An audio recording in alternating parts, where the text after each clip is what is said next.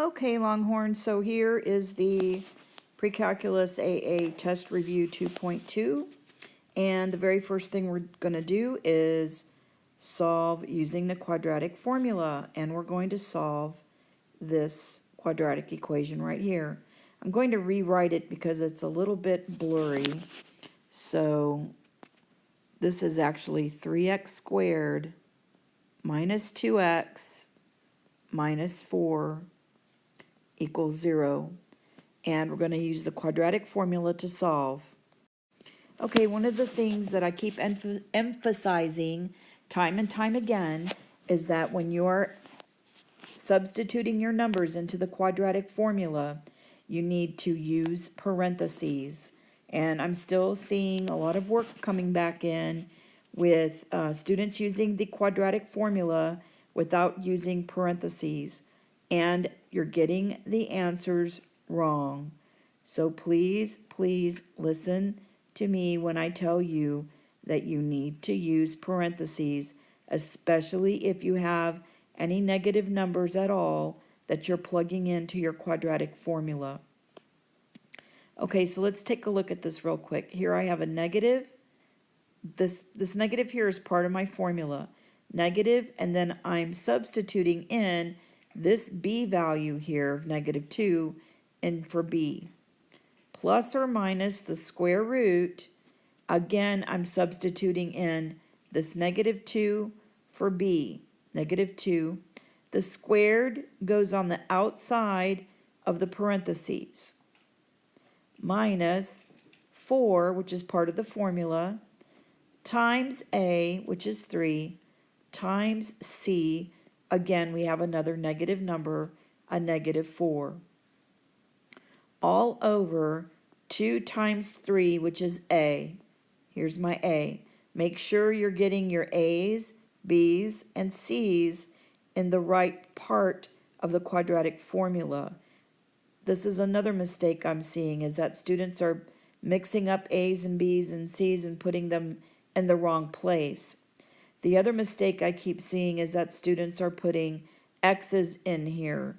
You cannot put an x inside of this formula. These are all numbers. Here is your x. You're solving for x. So please don't put any x's in here. It's not going to work if you do that. Now we're going to simplify. All right, so here I have broken this down a little bit more because I keep seeing mistakes right here when you're simplifying this right in here. This is called the discriminant. And you have to be careful because you have a lot of negative numbers here. So please be careful when you're combining this and simplifying this value underneath the radical, because this is where we keep making mistakes. This -2 squared is actually +4. And this -4 times 3 times a -4 is going to be a +48. So 4 plus 48 is going to be 52. So at this point, you'll be allowed to put this value into your calculator and get 2 decimal answers. And you can take the decimals out to 3 decimal places or the thousandths place. All right, so the 2 solutions end up being 7.544 and -0.944. So remember, you can put this in the calculator. 2 plus root 52, all divided by 6. Now, if you put this in the calculator, if you're going to do it all at once, please make sure you put parentheses around the numerator, because if you don't, then you're still going to get the wrong answer, because you're going to get 2 plus root 52 divided by 6, but not under the 2. So you got to make sure that this numerator right here is calculated first before you divide by 6. So if you're going to put this in the calculator all at once, again, you're going to have to use parentheses. Otherwise, you're going to get the wrong answer. All right, in problem 2, we're to determine the maximum number of zeros and turning points of the polynomial function. We're also to describe the end behaviors of the graph. So first of all, let me rewrite this so that it's a little bit clearer. We have f of x equals a negative 5 x to the 6th plus 8x to the 5th minus 4x minus 2. Okay, so the main thing we need to look at is we need to look at this leading term. We need to look at the term with the highest value of its degree. So here we have this degree 6. So we're going to look at this leading term right here. So some things we need to look at. We need to look at the 6. We also need to look at this negative sign when we get ready to determine this end behavior.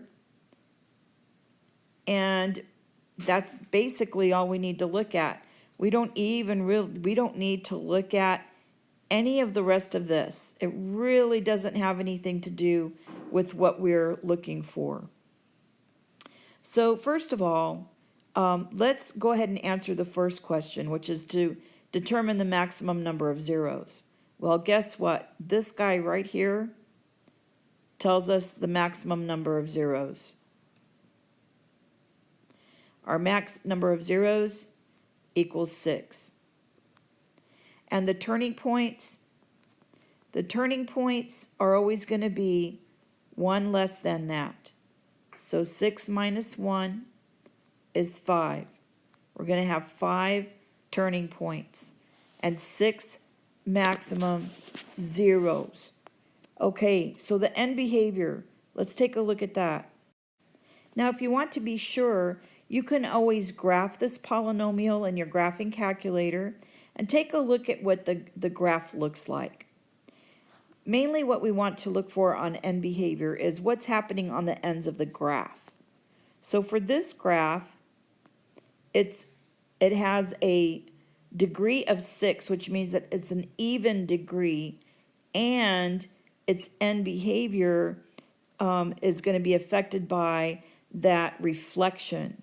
So that negative 5, the negative sign in front of the 5 is going to make this graph reflect. So on the ends, we're going to have this kind of behavior, down, down. And then in the middle, there might be all kinds of turns and stuff, but the main thing we're looking at for end behavior, of course, is what's happening here. So as the limit, as x goes to negative infinity, f of x is also going to negative infinity. And as x approaches positive infinity, the function is going to negative infinity. So what you want to look for in your answer is, you want to look for this double negative here. Negative, negative. You want to see that the ends of this function are both going down if our exponent is even and our coefficient is negative. So if our exponent is even and our coefficient is negative, then this is what's happening to the graph. And if this is what's happening to the graph, then we want our answer, as x is going to negative infinity and positive infinity, we want to show that our y values are both going down on both of those ends. And that's it. Okay, for question 3, we're simplifying I to the 78. All right, I rewrote it nice and big and clear.